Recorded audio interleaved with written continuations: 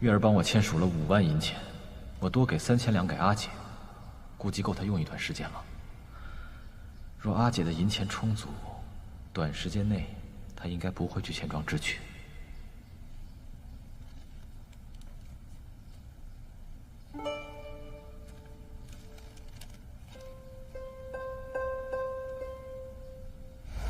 目前这个情况，只能在大小姐未知条款之前，夺回财政命脉才行啊！夺回财政命脉，让岛主夫人签署家产转移切结书，将家产转移到你的手上。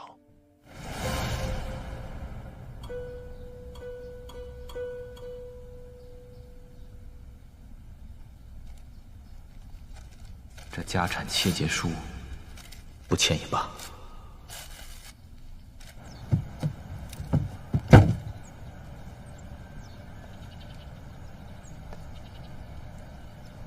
夫人，陆老爷这次看起来可比上次精神好多了。是啊，我也宽心了不少呢。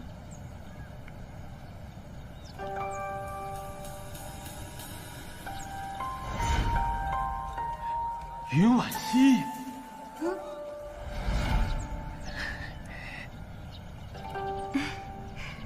那日后，我寻了您多次，都找不见您。我知道您认识我阿娘，您能不能告诉我，您和我阿娘是如何相识的？还有，我该如何称呼您比较好？我以前叫董宝山，我现在叫董双喜。你阿娘她对我有恩，今日我作为长者，我特来提醒你几句。你在岛主府切记万事顺着花玉婉，别惹恼了她，尤其在她面前不能提起你阿娘。这是为何？因为她对她母亲的遭遇一直耿耿于怀，你若提起，我怕触及她的伤心事，令她想起死去的阿娘。她虽不至于很辣，但逼急了，什么事儿都干得出来。董叔，您为何对岛主府的事情这么了解啊？你就别问了，我已经死了。董叔，已经死了。夫君，哎，人呢？奇怪，夫君今天应该不用去华间阁啊。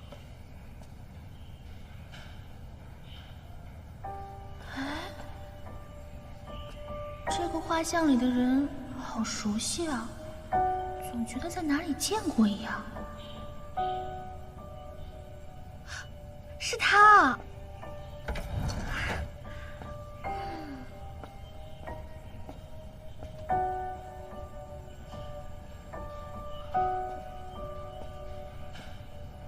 月儿，你怎么在这儿？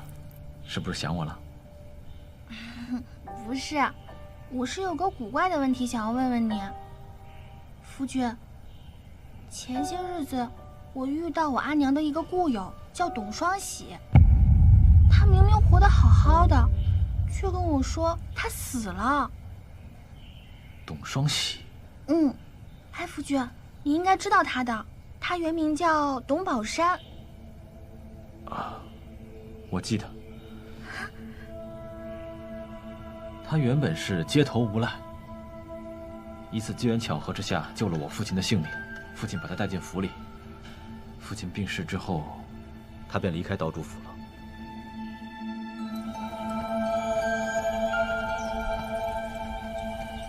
岛主，为何突然要去找他？他不是才来要过钱吗？属下多嘴。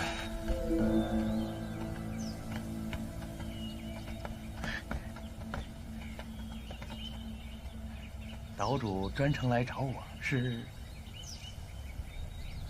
你是不是去找月儿了？确有此事。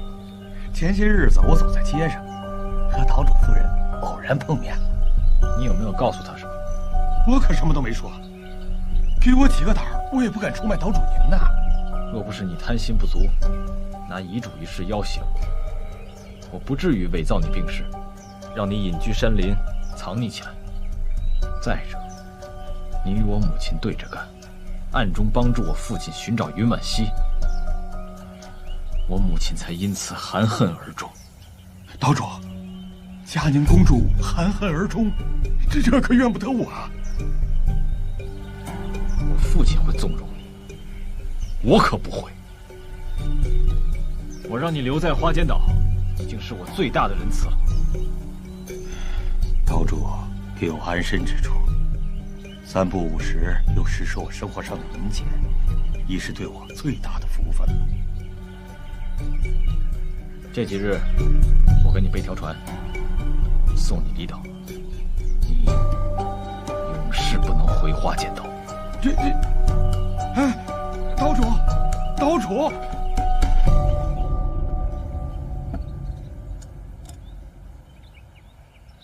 一楠，最近我头疼的厉害。阿姐，你怎么了？也许是我许久没有去祠堂祭拜母亲了。昨日我梦见母亲对我生气，起身之后，我的脑子里总是回想起云婉溪这个女人，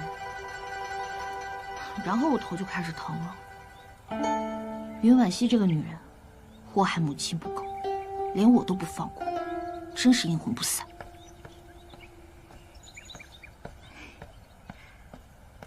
阿姐，一楠，这是最后一道菜。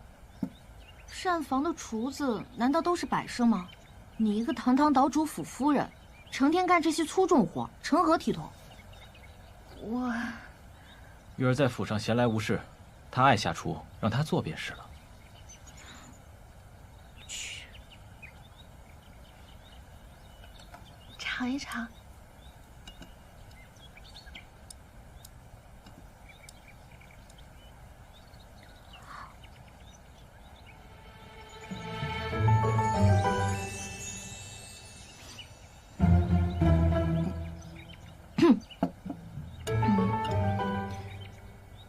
味道比我想象中的要好一些。阿姐，你喜欢就好。明日我要去祠堂祭拜母亲，你嫁进门之后还未正式见过母亲，也一同前往吧。好的，阿姐。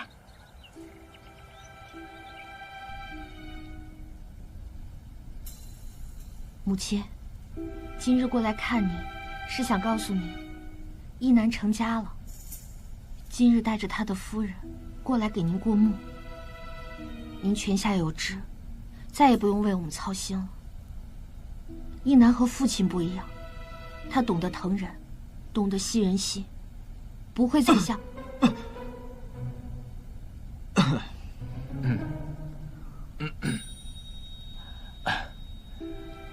母亲，今日我不知道怎么了，我的脑子里一直回想起那个女人的身影，我不知道她是否还活着。夫君，你怎么了？没事，没事。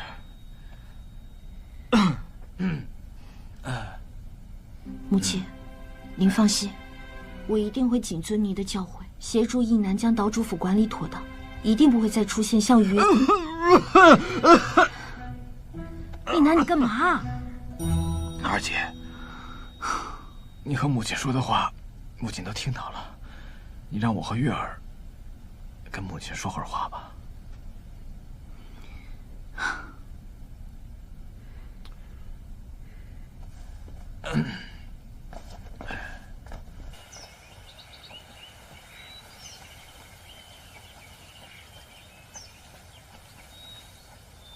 一楠、月儿，你们先行回去吧，我外出一趟。嗯。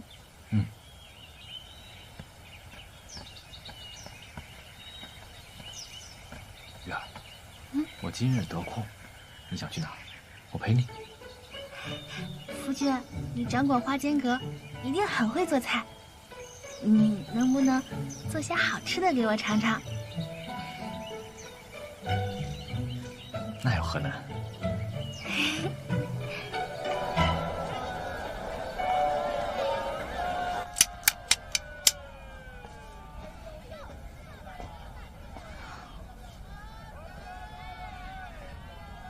大小姐，什么风把您给吹来了？许久未见王庄主，专门来问候一下。顺便想问您一件小事。敢问何事啊？前些天我叫平儿来你这儿调用一些银钱，你却把它支了回去，这是何意啊？原来是这事儿。大小姐，难道岛主没跟您提起过这事儿吗？什么事？以后岛主府所有银票支取，必须由岛主夫人亲自签署，才可支取。什么？若大小姐您想支取银钱，可让岛主夫人签署新的钱票，再来领取。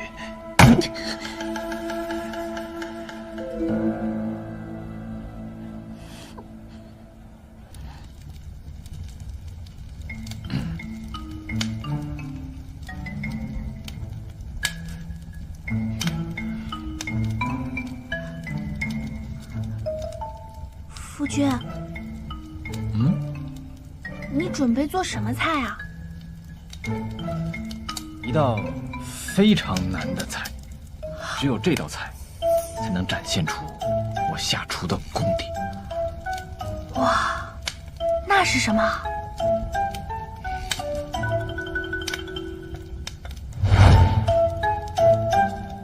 炒鸡蛋。啊？你不要小瞧这个炒鸡蛋，这里面学问多着呢。是吗？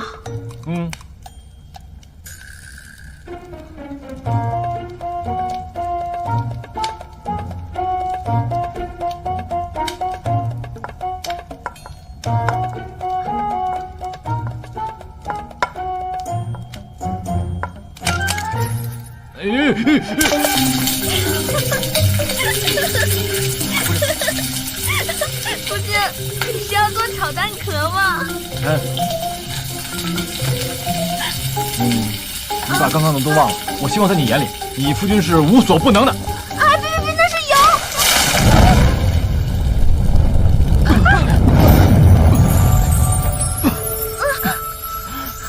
玉儿，你没受伤吧？没有，就是火星烫了一下。你不是答应过我，不会挡在我身前吗？没有，刚刚不是身体不由自主地冲出去的，是我怕你受伤。玉儿，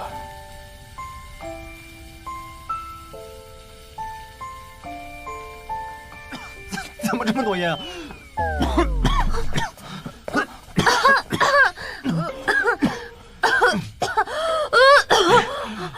岛主，大小姐，请你过去一趟。知道了。做什么呢？玉儿。我待会儿让府医过来给你瞧瞧，看看有没有烫伤。不用，我没事儿。听话。好。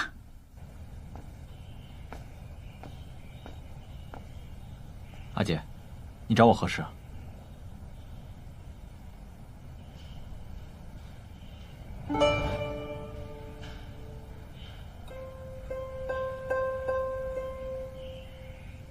你银钱用完了？绣房出了很多新的衣裳，我当然得捧场了。先不说这个，你给我解释清楚，这什么情况？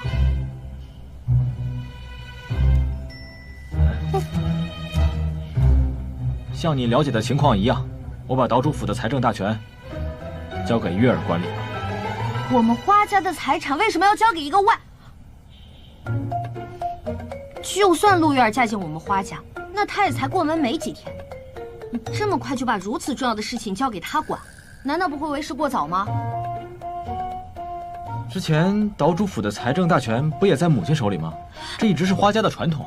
你别跟我拿母亲说事儿，咱们的母亲那可是嘉宁公主，陆月儿那一介草民能相提并论吗？我知道了，是他逼你的，对不对？陆月儿看上去单纯无邪，实则跟他的二娘小妹一样，都是贪图虚荣之人。阿姐，这是我的主意，你别乱猜了。我把岛主府的财政大权交给月儿，自有我的道理。他一向精打细算，我相信他能胜任。我不同意，难不成以后我花钱都得向他低头请求？阿姐，我做了决定，就不会再改变。我还有事儿，先行离开了。华一楠，你给我回来！我还没说完呢。大小姐，又怎么了？岛主夫人的娘家人又来闹了，正在大堂里呢。这家人还真是没完没了了。走。大小姐，我们好歹也是亲家的，那就是一家人，一家人就不能说两家话。你唬得了别人，可唬不了我。陆夫人，您今日招呼都没打就过来找我，就是为了这件事儿？什么？这事儿还不急呀？我们家玉珍已经到了适婚的年龄了，我们啊也没有什么本事，只能仰仗岛主大人给玉珍安排婚事了。哼，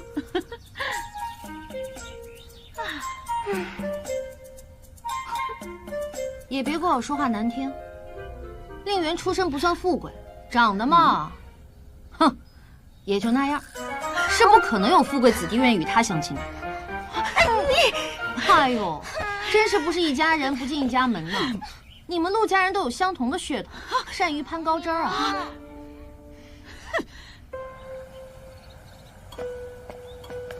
岛主，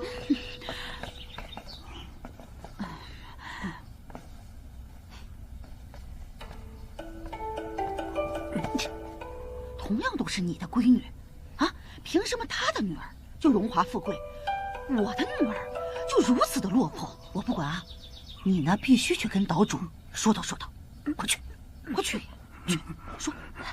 阿爹，哎呀，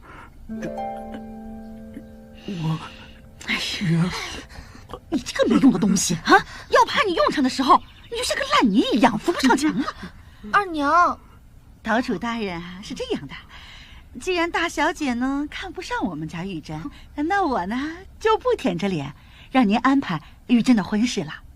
但是让玉珍啊去花间阁做一个差事啊，就是那种跟达官贵人接触的那种公职，总可以吧？阿娘，让我去花间阁干嘛呀？咱们这趟来不是来给我招亲的吗？傻宝啊，花间阁都是有钱人去吃饭的地方，你说你要是碰到个有钱人，钓个金龟婿多好呀！花间阁可不是想进就能进的地方，可别破了花间阁的规矩。这事不难，我来安排。明日你就去花间阁上工。花一楠，哎呀，还是我的岛主女婿办事爽快，多谢。啊，行，那我们就不打扰了哈，告辞。气死我了！气死我了！岛主女婿啊，这次谢谢你了啊！走，回家。照顾好自己，阿爹。知道了。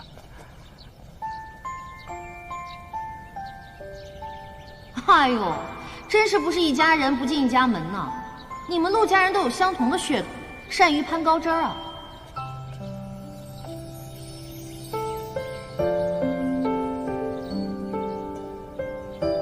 阿姐的脾气你也知道，口不择言。她说的话，你就别放在心上了。没事儿。对了，夫君，你当真要送玉珍去花间阁当前厅长侍啊？谁说我让她去当长侍了？我只是让他去做上菜的伙计，这不正符合他的要求？能和达官显贵多接触。夫君你，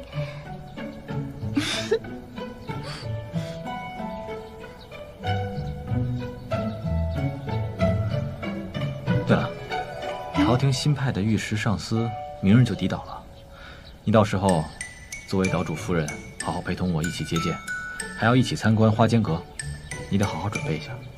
御史上司，那是什么？夫君？看来在御史上司到来之前，我得好好让你了解一下花间阁和御史上司之间的关系才行。啊，花间阁是朝廷特设的一个机构，最重要的职能就是给南乡国朝廷研发特色菜品。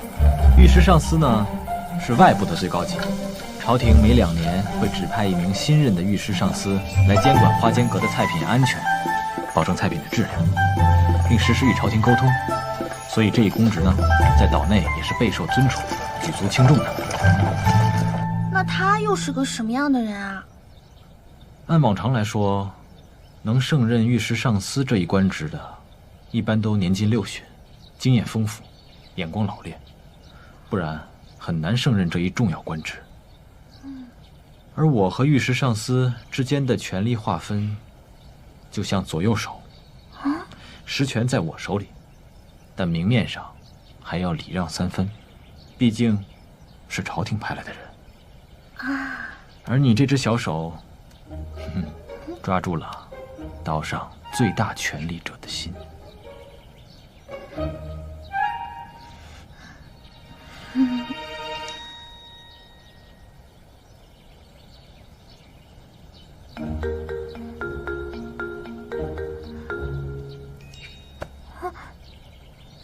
夫君，这还有好多人看着呢，而且我也没有叫错称呼。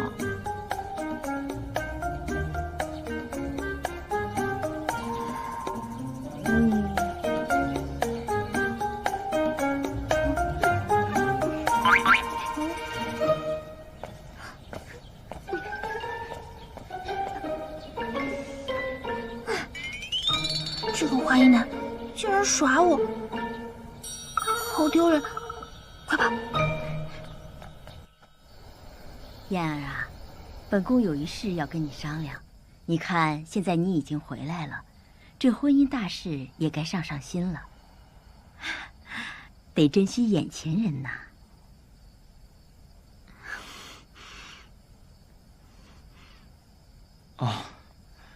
多谢生活关心。要不是当年本宫杂物缠身，无暇照顾你母妃，你母妃也不至于那么早就离开了。身后，您也无需过多自责，此事本身就跟您没有关系。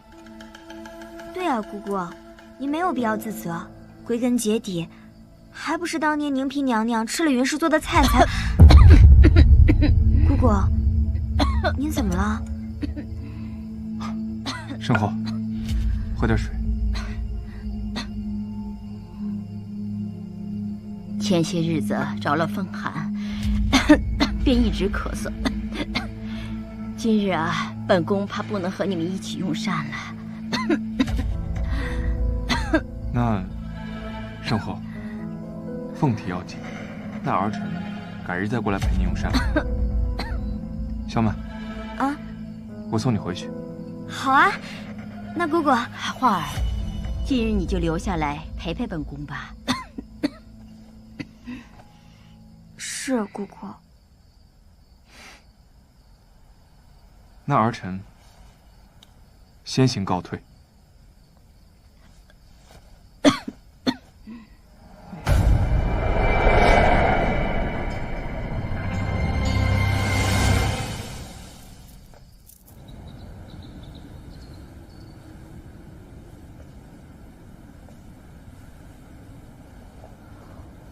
燕哥哥，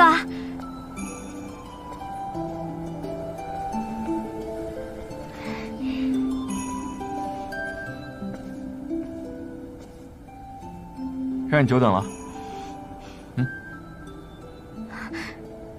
这个送你，当做赔礼了。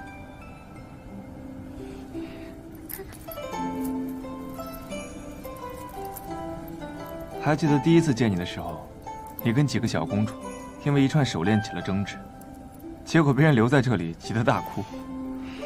幸亏燕哥哥你及时赶到，要不然我估计要到第二天早晨才会被人发现。这手链真别致，谢谢燕哥哥。你还记得吗？那时候你扭伤了脚，我可是背了好久才把你背到母妃那儿。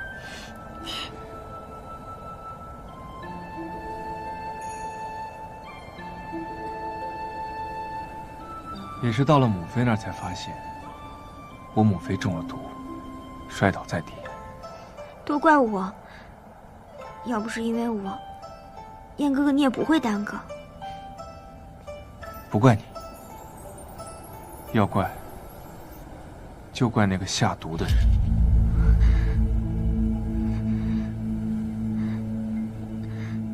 燕哥哥，我今天还约了教习嬷嬷，我先走了。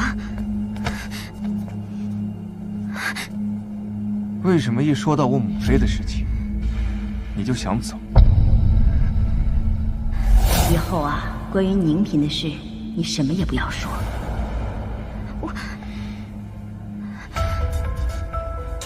你是不是还有什么事情没有告诉我？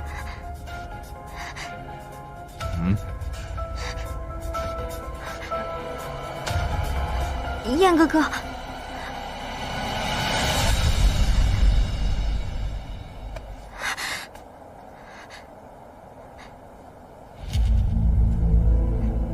燕哥哥，教习嬷嬷还在等我呢，我先走了。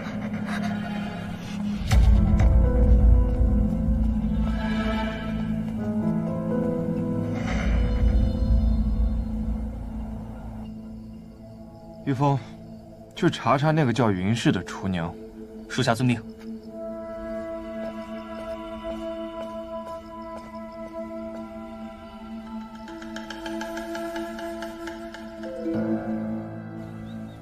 阿桃，如果你有了喜欢的人，你会向他隐瞒一切事情吗？郡主，你对六殿下隐瞒了什么呀？你直接回答问题就好，扯别人做什么？应该不会，这世上哪有包得住火的纸？与其让他后来怪我没有和他讲，还不如早些告诉我呢。干嘛唉声叹气的？燕哥哥，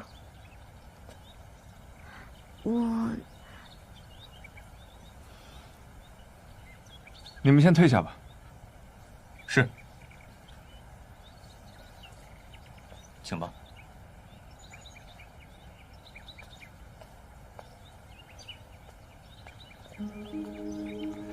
抱歉，上次我吓到你了。燕哥哥，我只是替我母妃感到委屈，所以才有点心急罢了。我母妃中毒之后，这件事情就被压了下去。我到现在都不知道云氏是谁。假如我没有办法还我母妃一个公道的话，那我这辈子都会活在自责当中。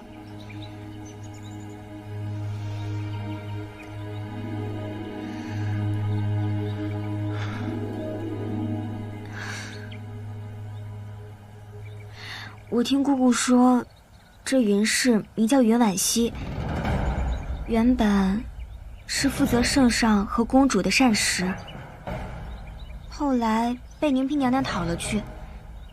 就在负责宁嫔娘娘膳食的第一晚，宁嫔娘娘便中毒了。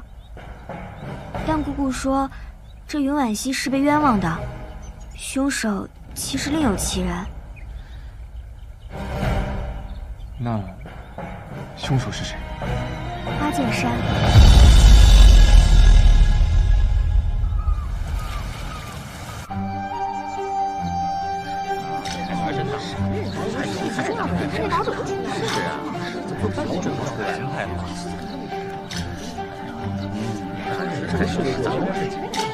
夫君，我还想去净房。一向天不怕地不怕的陆月儿，竟然怕一个新来的御史上司？才不是呢！我才不是怕他呢，我是怕给你丢脸。傻瓜，你不会。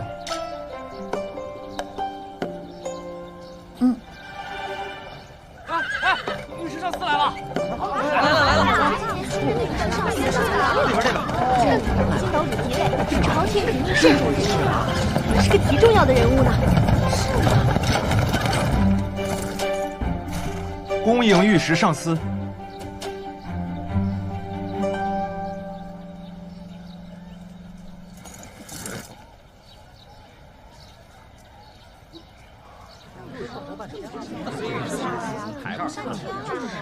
御史上司，岛主已经亲自出来接您了，请尽快下来吧。这御史上司什么来头啊？这也太下岛主脸面了吧！以后啊，这花间阁动静可得大了呢。是啊。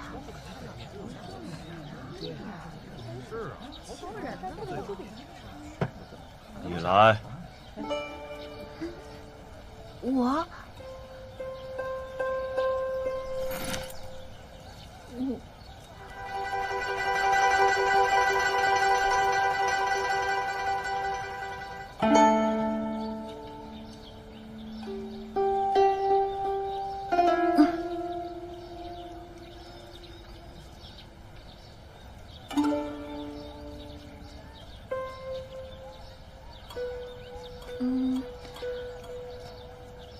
不知御史上司近些日可好啊？甚好。不知御史上司，我想吃你做的油泼辣子小面。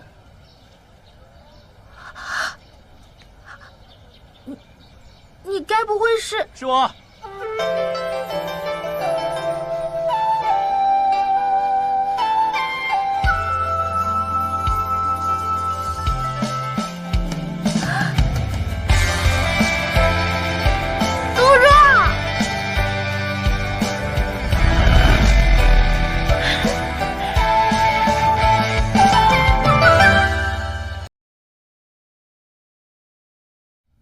听闻圣上非常重视南厨神，还给你封了一个御膳房主厨的位置。你放弃大好前程，回到花间岛。杜若，你可真是淡泊名利啊！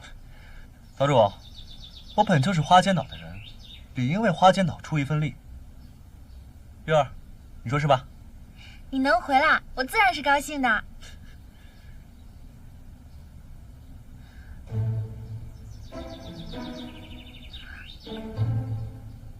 夫君，杜若来花间阁任职，对于我们来说，在朝廷里外是个照应；对于花间岛来说，是个大好事儿。你就别置气啦。当然，我可高兴了。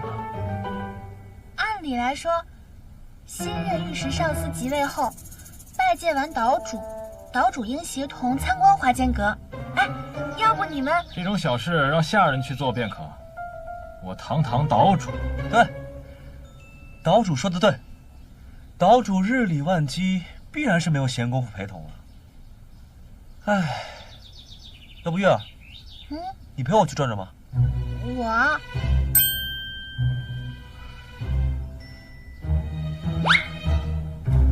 夫君，我与杜若已许久未见，那我可否陪他一起？不必问我，你自己决定吧。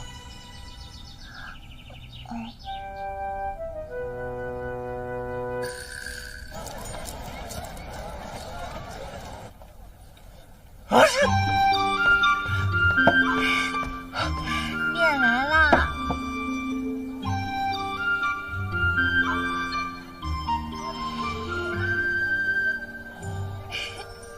快吃吧。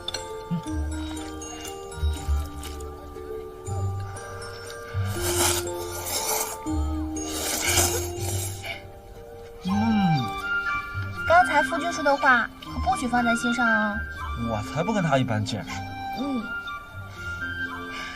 夫君那个人呢，就是这样的，在外人面前严肃沉稳，但有的时候啊，又像小孩子一样幼稚可爱。不过杜若，你也真是的，我都已经答应了夫君带你去花间阁参观，你倒好，偏要半路拉着我回这面馆给你做面吃。还不是我这个胃在捣鬼，他太想吃你做的小面了。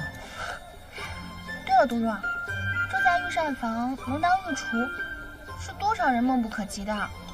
你为什么要自请回花间阁啊？还不是因为你。我本来想在京城把那个诡异男则掳回来给你治病的，但是我找遍了整个京城都没发现他。我担心我再也吃不到你做的小面了，所以我就回来了。月儿，话说你最近身体如何呀？你放心吧，我最近身体可好着呢。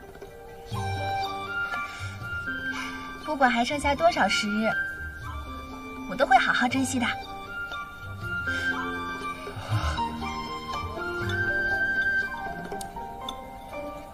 哦，对了，差点忘了，还有一事。我在朝廷任职的时候，无意间看到了花间岛的任职名册。这名册上，花间阁的创始人除了老岛主花见山以外，还有一个云氏。不过这云氏被红墨抹去了，那是犯罪免职的意思。这岛内姓云的人寥寥数人，除以精湛的，那云姨首屈一指啊。所以我认为这个云氏很有可能就是云姨。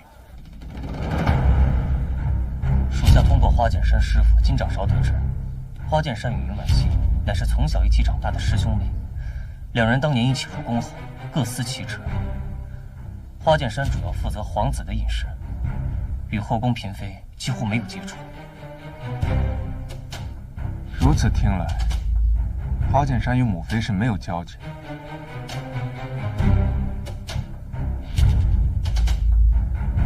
那他为什么要对母妃下手？我之前听阿爹说过，阿娘是嫁给他之后才开始自学厨艺的，这跟你的说法有出入啊。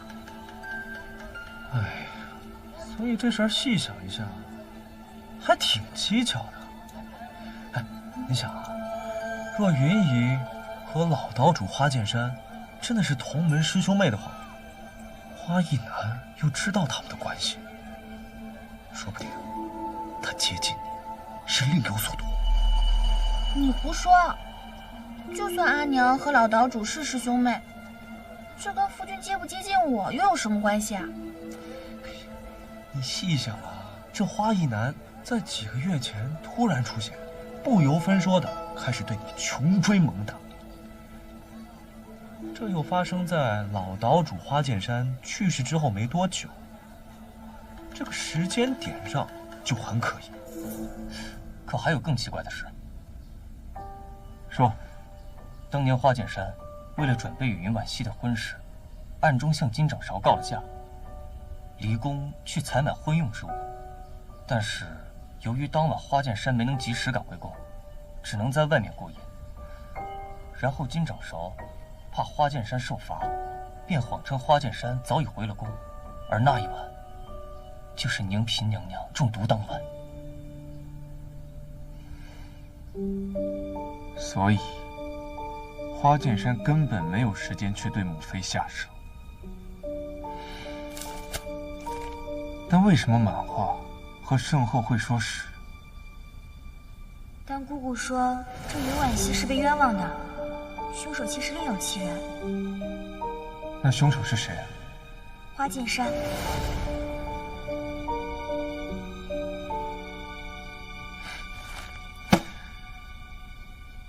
当年之事，圣后应该最为清楚。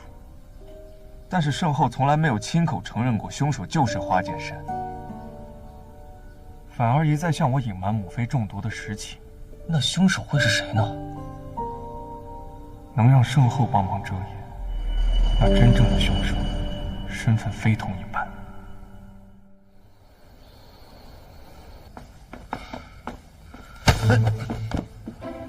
这都什么时辰了，陆玉儿怎么还不回来？她不知道自己已经嫁作人妇了吗？跟男子单独出去像什么话？也不怕闲言碎语，这样传出去对她名声多不好。那道主，要不我再去看看？哎，等等，那个，若他已归，你让他来书房，给我认个错。是，道主。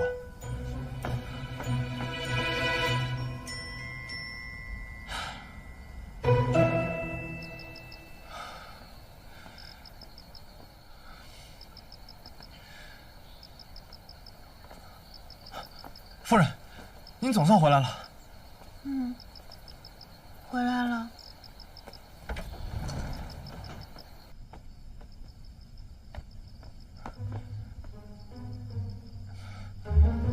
夫人，你不知道道主有多着急，他一直在书房等着你呢。我听说花间阁有个收藏历史文献的藏书阁，只有花间阁副长膳以上的职位可以去查阅。夫人，您赶紧去一趟书房吧。杜若老是疑神疑鬼的，夫君待我这么好，怎么可能对我另有所图？不过，要不我想法子去花间阁当厨娘，一来我可以天天腻在厨房，二来说不定在花间阁能了解到阿娘以前的事儿。夫人，夫人，对，就这么办。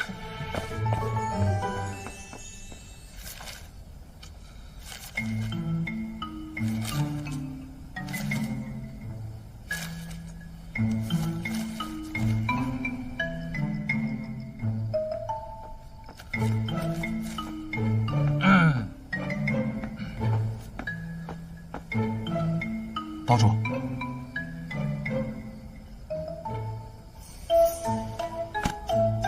陆玉儿人呢？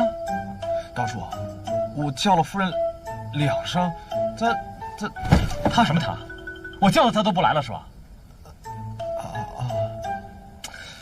我去。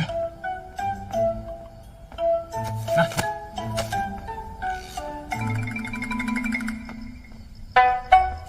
夫君，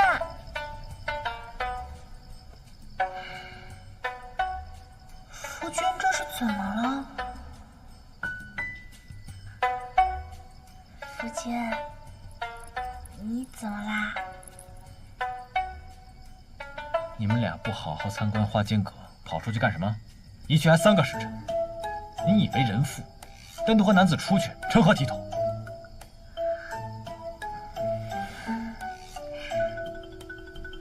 夫君，我跟洛若就是一起出去叙叙旧，没有做出任何出格的事情。你们还想做出什么出格的事啊？怎么办？夫君连吃醋生气的样子都好可爱啊！你为何这般看着我？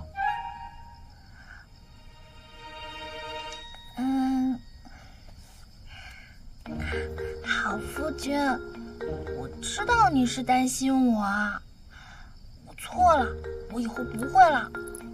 你不要生我的气，好不好？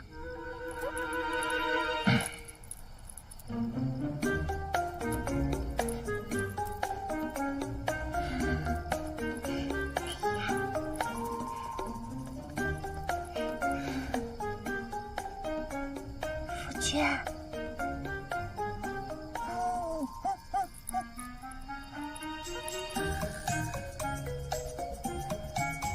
虽然夫君生气的样子好可爱，但他冲我笑的时候更可爱，得哄他开心了。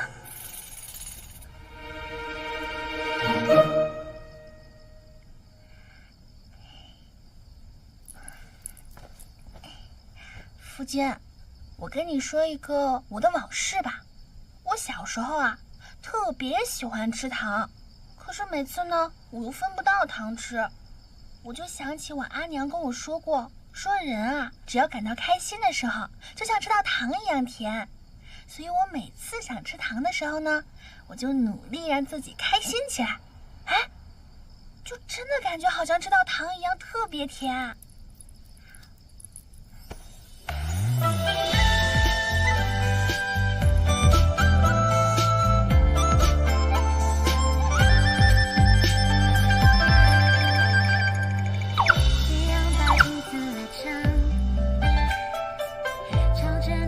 甜吗？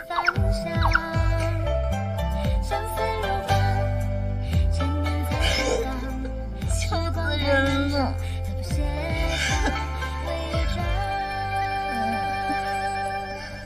哦，你就是我甜甜的糖，漫长时光里唯一的奖赏。也许是马戏将吻在你脸上，樱桃一般的模样，一口一口品尝。也许你才是甜甜的糖，脸红的始终不是我慌张，不过是那爱的装在我心上。不想要对你说谎，还有漫长时光。你不生气啦？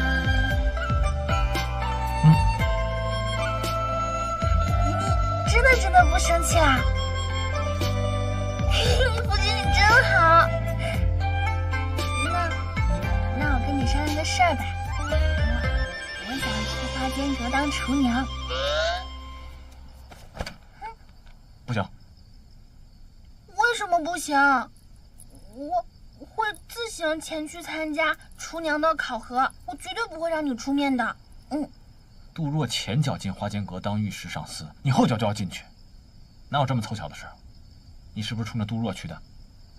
不是，夫君你多虑了。我想要去花间阁，是因为听闻我阿娘云婉溪也曾是花间阁的创始人之一，所以我想跟随我阿娘的步伐进花间阁。再者说了，这样也好不荒废我的厨艺嘛。谬言！花间阁的创始人始终是我父亲花剑山。我不管你听到什么风言风语，反正你就是不许进花间阁。那我也不管你允不允许，反正我就要进花间阁。你敢？我就敢。来人呐！岛主，夫人身体抱恙，不能出门，你们给我看好了，不准出岛主府半步。是。华一男，你啊！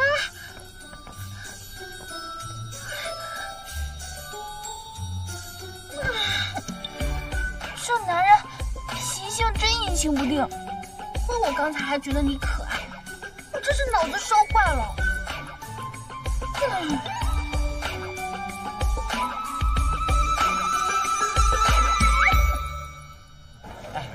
慢走。我想要去花间阁，是因为听闻我阿娘云婉溪也曾是花间阁的创始人之一，所以我想跟随我阿娘的步伐进花间阁。他是从何得知此事的？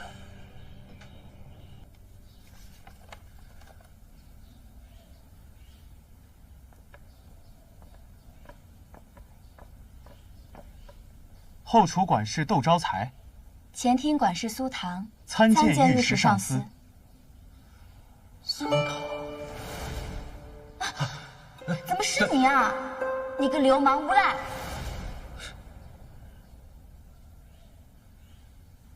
哎呀，昨儿个我们花间阁是举阁上下扫净一带啊，就是为了迎接御史上司您呐。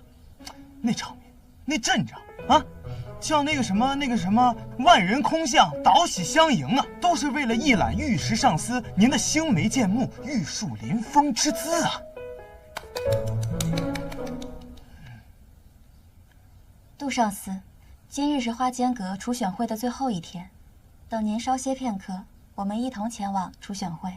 哎，早就听闻苏管事性格温婉大方，来花间阁的达官贵人，无不赞誉苏管事的为人处事之道。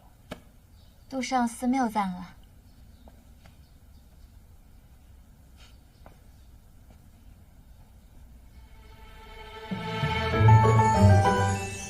怎么是你这个流氓无赖啊？哟，刚刚才夸完苏管事，这马上就原形毕露了。恕属下失礼了。这御史上司跟苏管事认识？不认识。哦。不过，以后有的是机会，慢慢认识。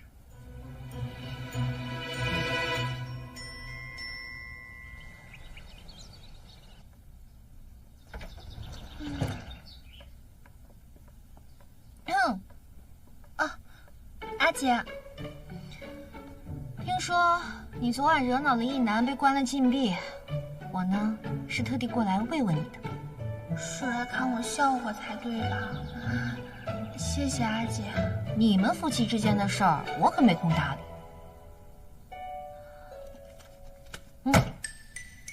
赶紧把名字给我署上，别耽误我外出。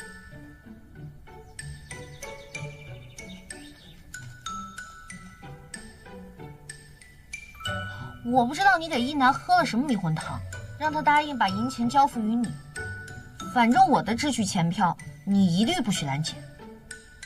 我想给你更多的岛主府女主人的职权，以后岛主府的财政大权都交给你处理。哦，我想起来了，确有此事。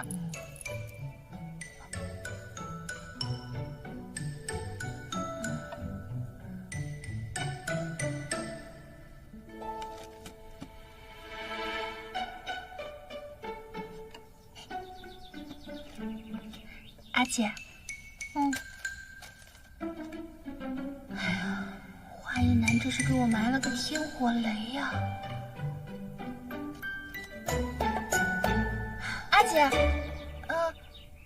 不知今日岛主是在花间阁还是在府上？今日是花间阁厨娘初选会的最后一天，一男无疑是在花间阁。若你想找他求饶的话，还是等他回来再说吧。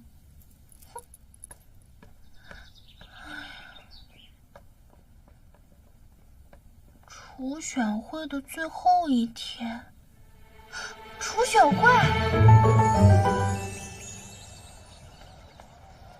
站住！干什么的？奉夫人之命，给岛主送吃食。走吧。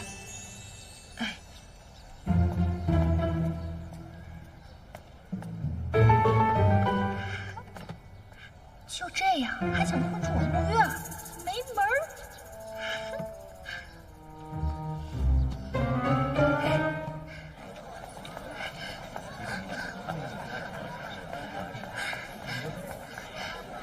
且慢，且慢，等一下，我要报名。来不及了，报名已经截止了，你明年再来吧。明年可不行，大哥你通融呗。哎，那个，哎，这个，拿着。不要！哎，大哥你通融嘛，收着嘛。进去吧。谢谢大哥。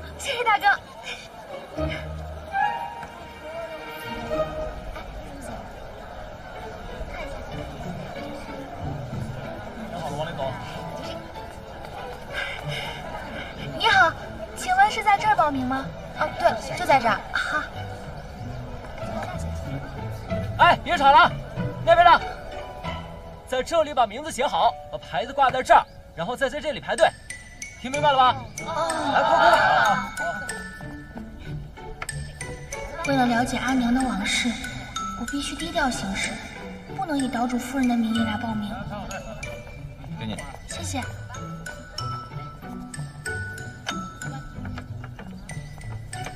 哎，往上挂。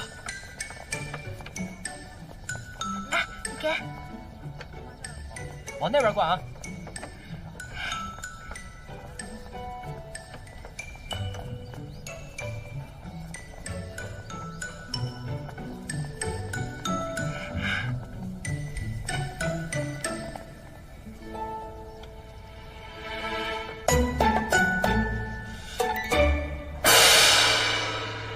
第一道，辣，开始。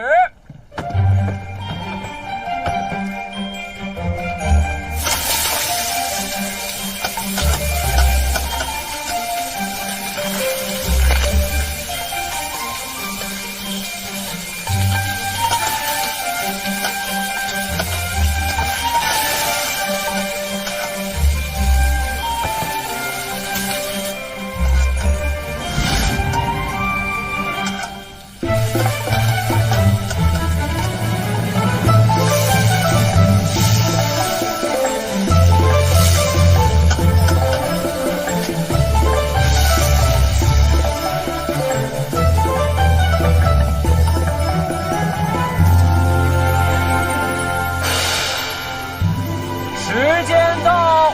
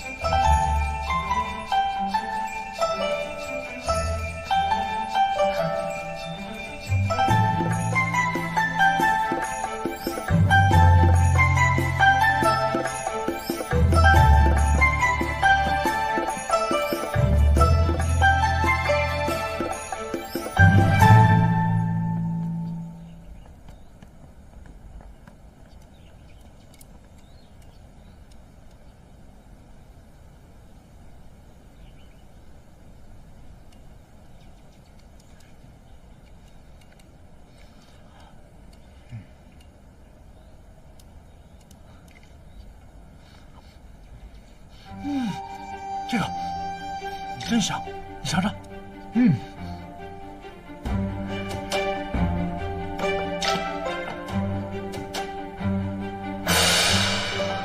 第二道，酸，开始。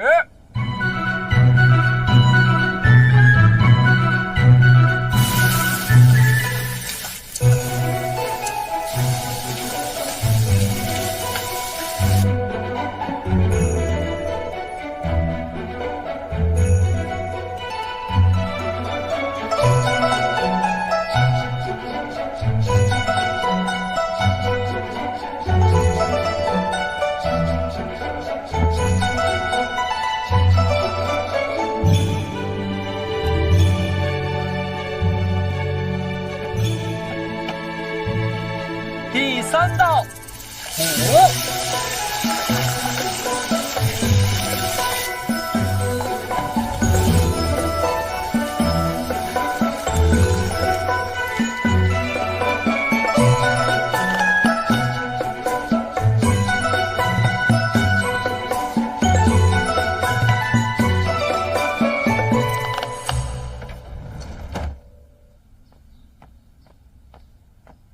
岛主，初选会开始了。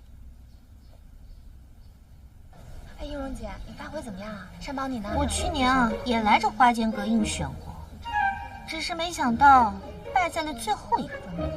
我也听说这最后一关其实并不容易，只不过没想到是单独应选，里面发生什么谁也不知道。不过映蓉姐你都有经验了，而且你做菜那么厉害，肯定没问题的。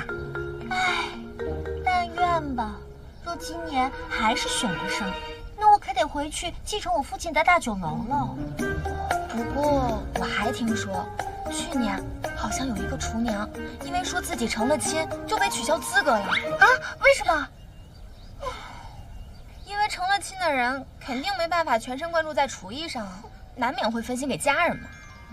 所以有的厨娘她明明成了亲，还说自己没成亲。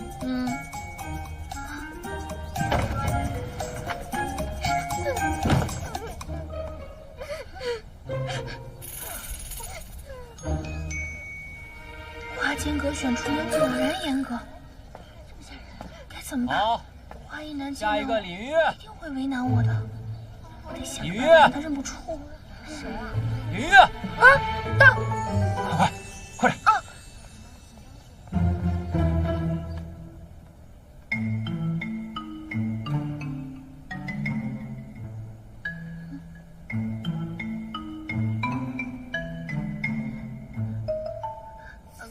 楚选官好，我叫李云月，我来自云月。不对，我经营了一家面馆，我擅长自创菜式。各位主考官，我会加油的。转过身来。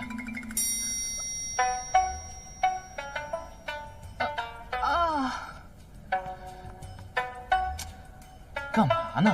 岛主叫你转过来，你还不赶紧呢？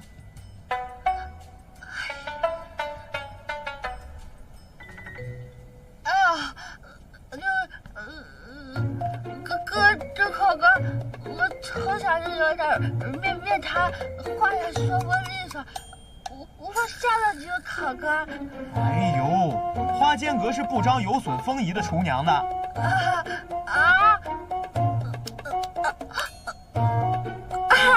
你看，突然一下就都好了。这个吴玉儿竟敢给我偷跑出来！你叫李云月？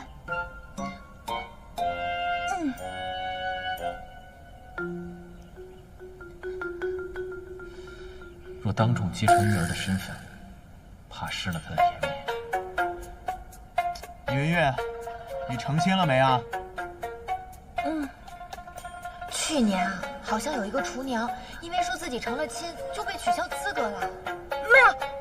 没成亲，没丈夫。你没丈夫？你怎么可能没丈夫？我为什么不能没有丈夫啊？可能是因为有丈夫和没丈夫是一样的吧？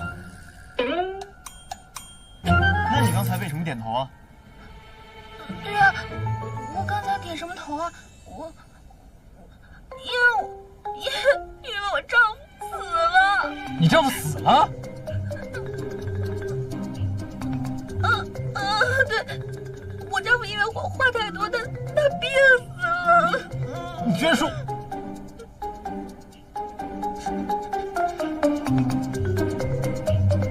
你居然说你丈夫话太多！哎呦，岛主，要不你还是先让我入菜吧？你问题问的太多，我答不上来。李云月出言无状，倨傲无礼，不宜留在花间阁，下去吧。可是我，苏管事，这就是你一贯处选的态度吗？若只因他人不善言辞，就随便取消资格，那得损失多少坐善奇才啊！你